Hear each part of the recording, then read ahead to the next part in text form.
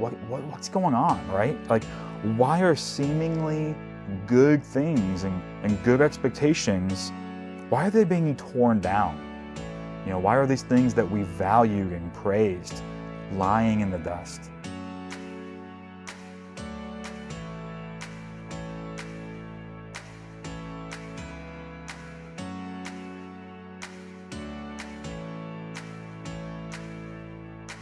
Well, hello and welcome to Sunday Morning with Hope Valley Church. I'm Pastor Sam. I'm the lead pastor here at Hope Valley, and today we're continuing, we're in our second part on a series called The Wilderness.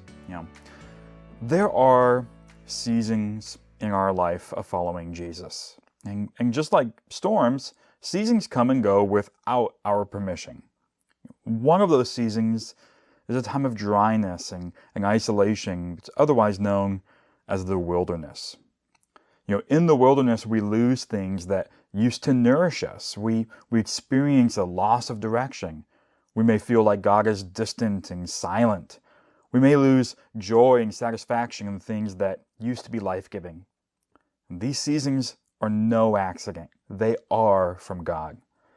He intentionally leads us through the wilderness so that certain things within us can die. Things like pride, greed, luxury, irritability, gluttony, envy, laziness, and others. Throughout the Bible, we see many stories of people being led through the wilderness by God, sometimes literally and sometimes figuratively. And in the wilderness, we experience different things within us begin to die. God is using these little deaths to empty us in order to draw us into a deeper life in Him. In the wilderness, we are tested.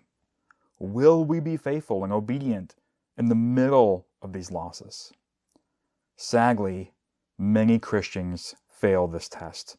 They turn back and never make it through the wilderness.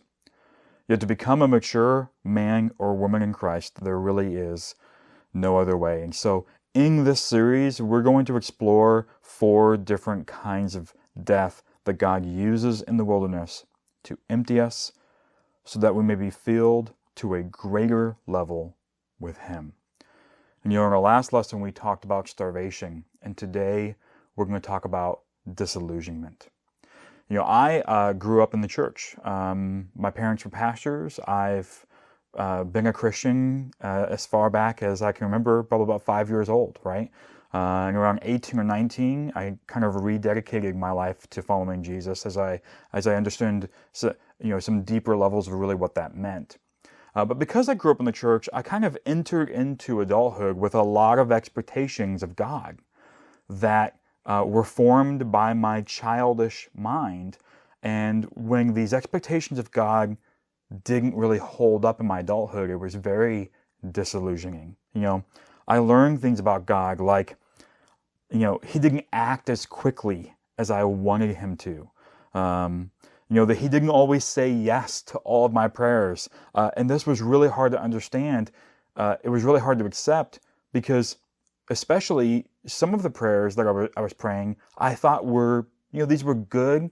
They were good, godly things. Like, why would He possibly say no? And I had so many different experiences where God just didn't do the things that I thought God would do. He didn't act the way that I had expected Him to act, and He didn't answer my prayers with the speed or the consistency that I hoped that He would.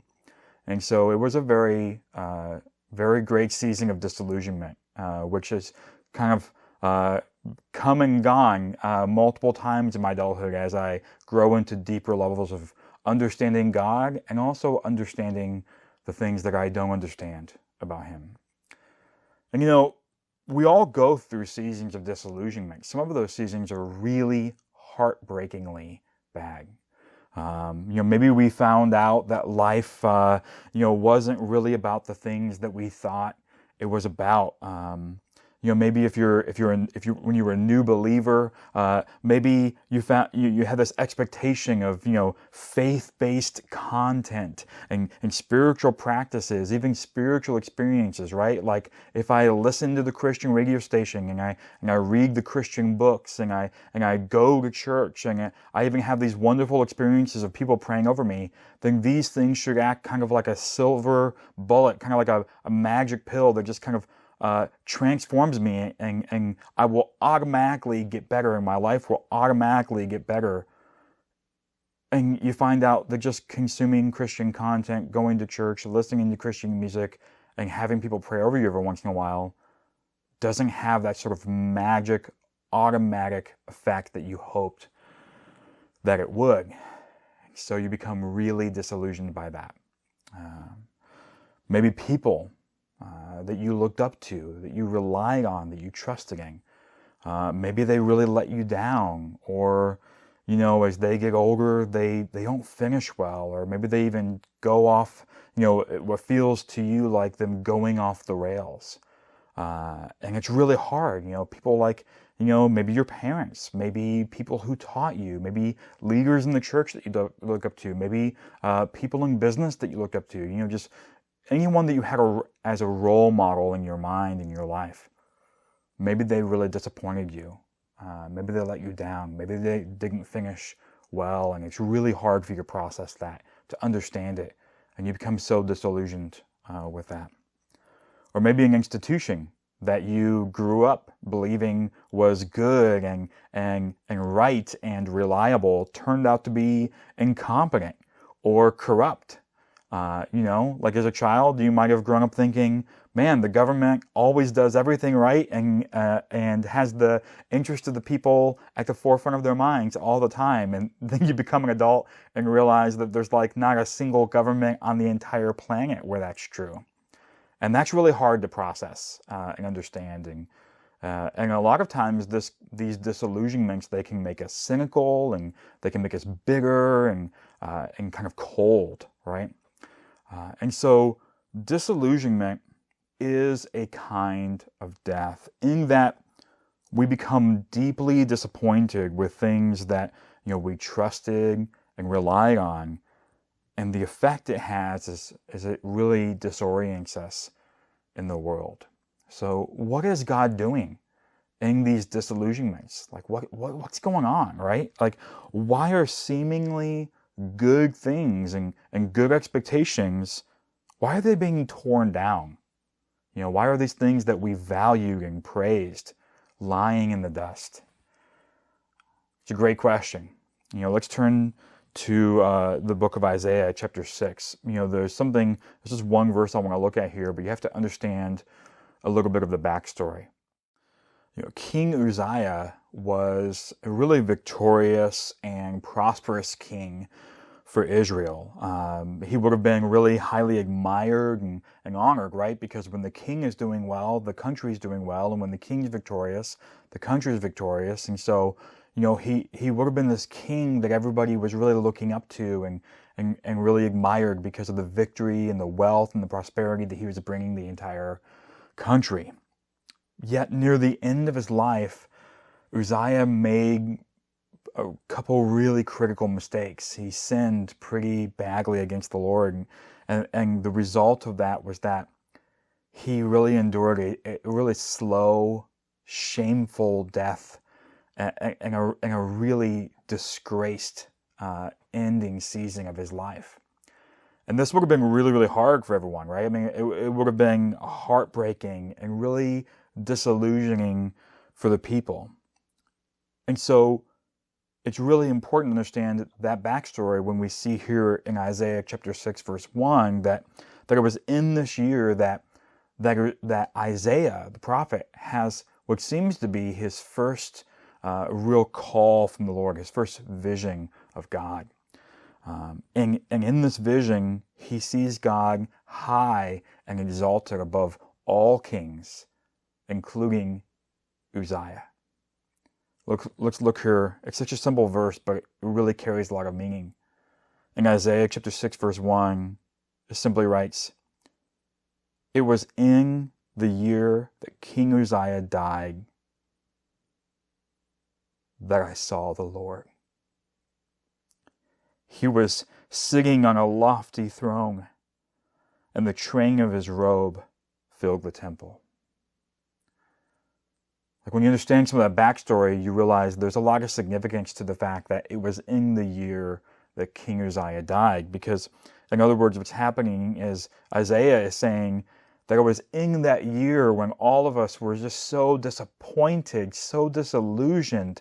I mean, our once great, proud king died in shame and embarrassment, and the whole country just felt the weight of that shame. And yet it was in that year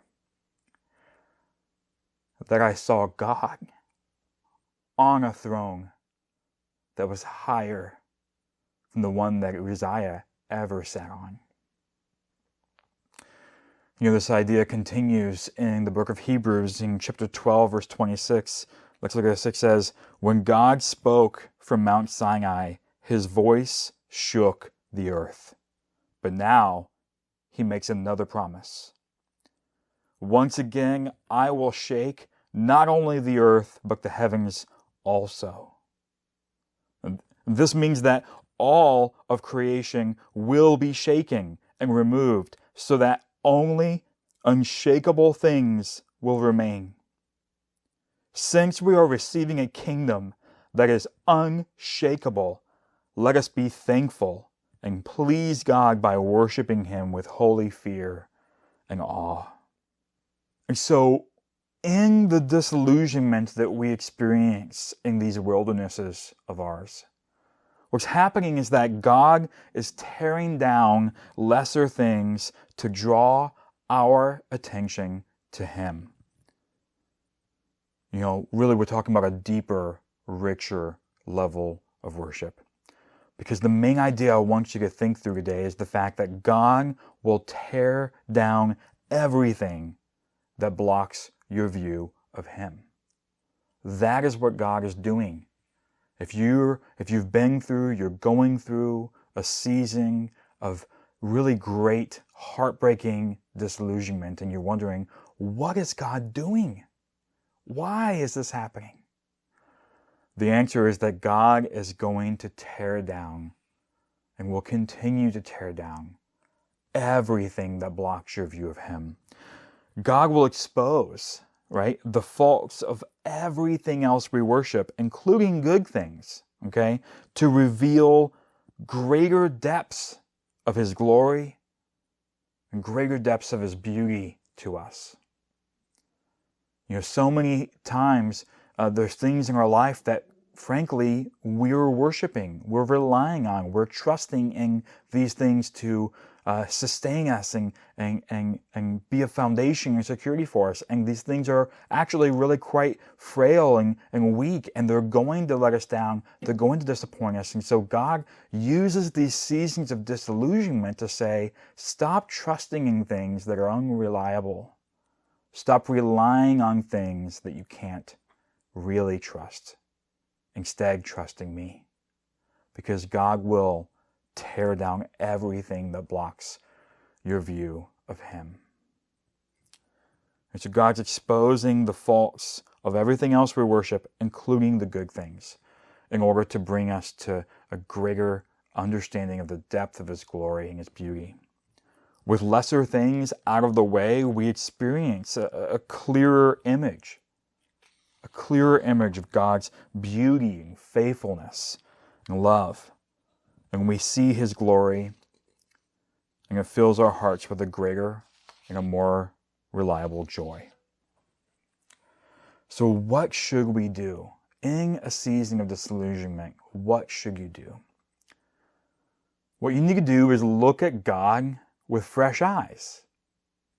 Okay, but how do we do that, right? First thing we need to do is we need to re-examine what we think we know about God, right? You need to rethink God for a moment. Because maybe you've put all these expectations and definitions and rules on him and his conduct and his behavior that they're not true. You made them up, or somebody else made them up, and so you've been attaching them to God, and part of what's happening in the disillusionment is you're realizing that God's not who you thought he was, because, by the way, he probably isn't. He's actually way better than what you thought. And so we have to re-examine what we think we know about God. Like, here's a question. How is God even greater than you realized? It's a great question to ask yourself. How might God be even greater than I realize? Another way that we can look at God with fresh eyes is to compare the disappointment that we're having in other things to what we're discovering in God, right? Like, specifically, how have other things disappointed you in a way that God never will? For example, when a person lets you down, you may find a deeper anchor in God, who is always exactly what he claims to be. And that's one of the things that has deepened my walk with the Lord. The reality is that people have let me down. There are people that I used to really look up to. And it breaks my heart to say that I don't anymore. And that's really hard to process, right? Because it turns out that they were just as human as I am. And one of the ways that, I begin to look at God with fresh eyes is realize,